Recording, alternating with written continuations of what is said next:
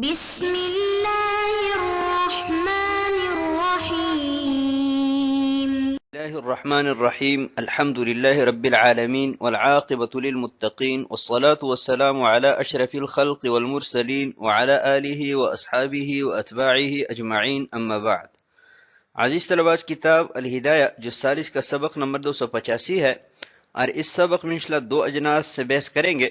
جنس نمبر 1 دعوی الفعل علی غیر المعین درءا للحد، اور جنس نمبر 2 دعوی الملک المقید۔ اور کتاب کی عبارت وَإِنْ قَالَ الْمُدَّعِي سُرِقَ مِنِّي سے لے کر لِأَنَّهُ أَثْبَتَ بِبَيِّنَتِهِ كَوْنَهُ أَحَقَّ بِإِمْسَاكِهَا تک ہوگی۔ آتے ہیں سبق کے متعلق اصول کی طرف۔ تو اصل نمبر 1 الدعوی لا تسمع الا علی خصم حاضر، کہ قاضی صاحب دعوی تبھی سن سکتے ہیں کہ جب مد مقابل حاضر ہو۔ غائب پر قاضی صاحب کو دعوی سننے کا اختیار نہیں ہے۔ نمبر 2 دعوی العین لا تصح الا علی ذی الید، کہ عین کا دعوی قابض ہی پر کیا جا سکتا ہے، غیر قابض پر عین کا دعوی درست نہیں ہے۔ نمبر 3 دعوی الفعل لا تتوقف علی ذی الید، کہ فعل کا دعوی قابض پر موقوف نہیں ہے بلکہ قابض اور غیر قابض دونوں پر درست ہے۔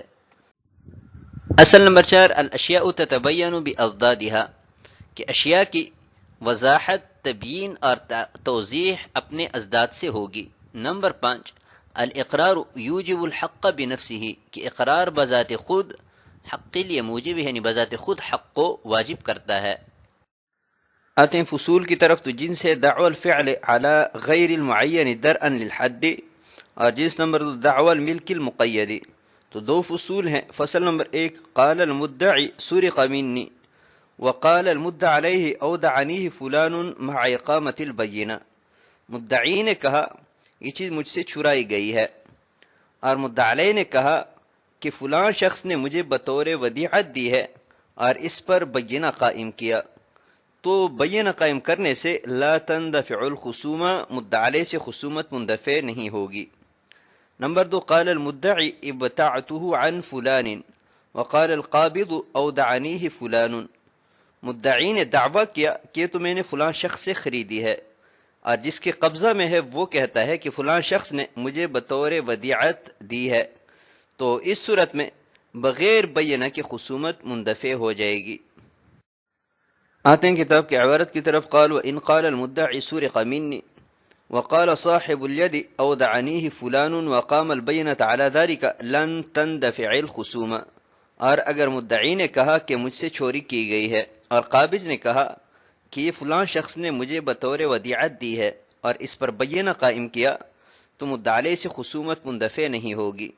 وهذا قول ابی حنیفہ و ابی یوسف رحمہم اللہ تعالی، اور یہ شیخین رحمہم اللہ تعالی کا قول ہے۔ وهذا استحسان، اور یہ استحسان پر بنا ہے۔ وقال محمد رحمہ اللہ تعالی تندفع لأنه لم يدع الفعل علیہ، اور امام محمد رحمہ اللہ تعالی نے فرمایا کہ خصومت مندفع ہو جائے گی اس لیے کہ مدعی نے اس پر فعل کا دعویٰ نہیں کیا ہے۔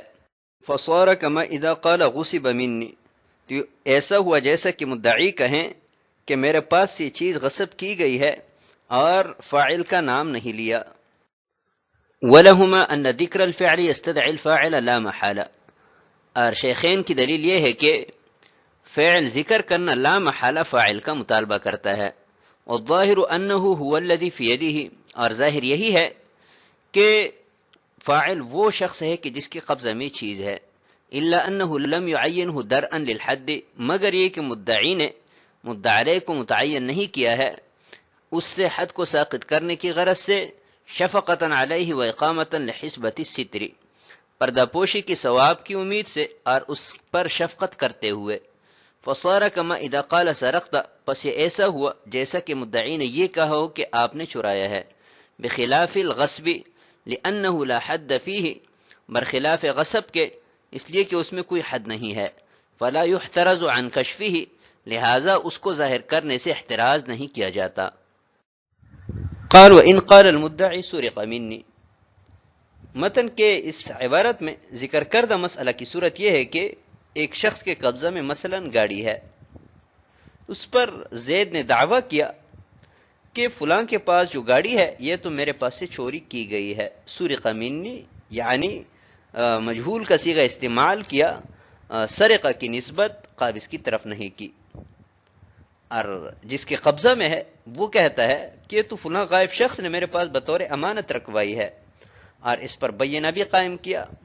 تو کیا بینہ قائم کرنے سے مدعا علیہ سے خصومت مندفع ہو جائے گی کہ نہیں؟ تو اس میں اختلاف ہے شیخین اور امام محمد رحمہ اللہ تعالیٰ کے نزدیک.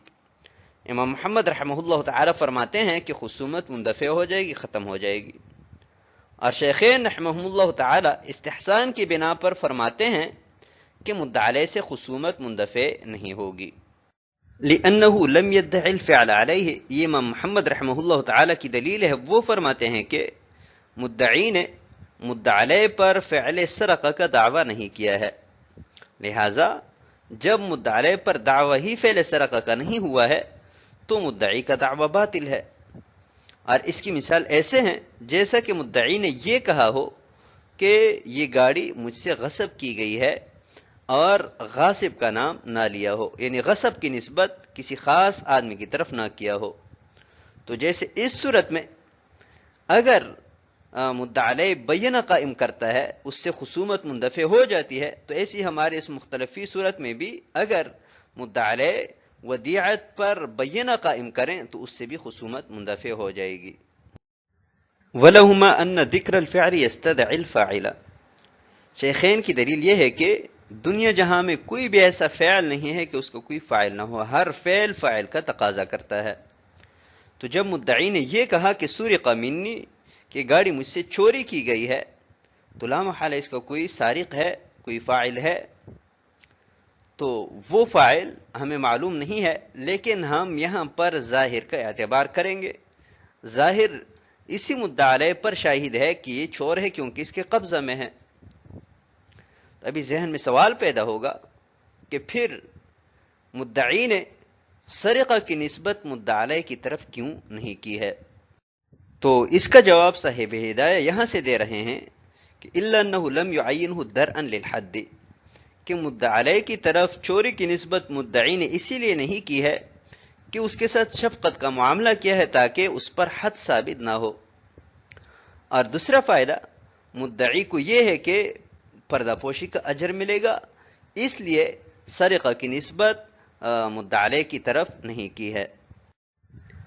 فصار كما اذا قال سرقت، تو جب ہر فعل کے لیے فاعل کی ضرورت ہوتی ہے، لا محالہ فعل کا فاعل ہوتا ہے، تو سرق منی یہ ایسا ہے گویا کہ مدعی نے یہ کہا ہو کہ سرقت منی.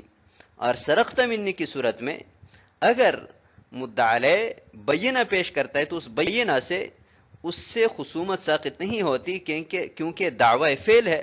تو ایسی ہی سرق منی کی صورت میں بھی اگر وہ ودیعت پر بینہ پیش کرتا ہے تو اس پر چونکہ دعوی فعل ہے تو خصومت اس سے ساقط نہیں ہوگی. بخلاف الغصب، جہاں تک غصب کا معاملہ ہے تو غصب پر سرقہ کو قیاس کرنا درست نہیں ہے، کیونکہ سرقہ میں حد ہے اور غصب میں حد نہیں ہے. لہذا غصب کی صورت میں مغصوب من ہو، غصب کی نسبت براہ راست مدعا علیہ کی طرف کرے گا اور اس کو ظاہر کرنے سے احتراز نہیں کرے گا. اس مختلفی مسئلہ میں مفتابہی قول جو ہے وہ شیخین کا ہے، جیسا کہ علامہ حسکفی اور دیگر مشائخ نے اس پر بحث فرمائی ہے، اور صاحب ہدایہ کے سنی سے بھی یہی ظاہر ہے. اتیں اگلے عبارت کی طرف، قال وَإِنْ قَالَ الْمُدَّعِ ابْتَعْتُهُ مِنْ فُلَانٍ وَقَالَ صَاحِبُ الْيَدِ أَوْدَعَنِيهِ فُلَانٌ ذَلِكَ سَقَطَتِ الْخُصُومَةُ بِغَيْرِ بَيِّنَةٍ. اور اگر مدعی نے کہا کہ یہ چیز میں نے فلاں شخص سے خریدی ہے اور قابض نے کہا کہ اسی شخص نے مجھے بطور ودیعت دی ہے، تو بغیر بینہ کی خصومت ساقط ہو جائے گی. لأنہما توافق علی ان اصل الملک فیہ لغیرہ، اس لیے کہ دونوں باہمی متفق ہے کہ اس چیز میں اصل ملکیت غیر کے لیے ہے. فیکون وصولها الی ید ذی الید من جہتہ، لہذا اس کا پہنچنا قابض کے پاس اس کی طرف سے ہوگا. فلم تکن یدہ ید خصومت، لہذا اس کا قبضہ خصومت کا قبضہ نہیں ہوگا. الا ان یقیم البینۃ ان فلانا وکلہ بقبضہ، مگر یہ کہ وہ بینہ قائم کریں کہ فلاں شخص نے اس کے قبضہ کرنے پر اسے وکیل بنایا ہے. لأنه أثبت ببينته كونه أحق بإمساكها، اس لیے کہ اس نے اپنے بینہ ثابت کیا کہ وہ اس کو روکے رکھنے کا زیادہ حقدار ہے۔ قال وإن قال المدعی ابتعته من فلان، اس متن میں ذکر کردہ مسئلہ یہ ہے کہ ایک شخص کے قبضہ میں کوئی چیز ہے تو اس پر ایک دوسرے آدمی نے دعویٰ کیا کہ یہ چیز تو میں نے مثلا زید سے خریدی ہے، اور جس کے قبضہ میں ہے صاحب الید وہ کہتا ہے کہ زید ہی نے یہ چیز میرے پاس بطور امانت رکھوائی ہے، تو اب اس صورت میں قابض مدعی علیہ نہیں ہوگا بغیر بینہ کہ اس سے خصومت ساقط ہو جائے گی۔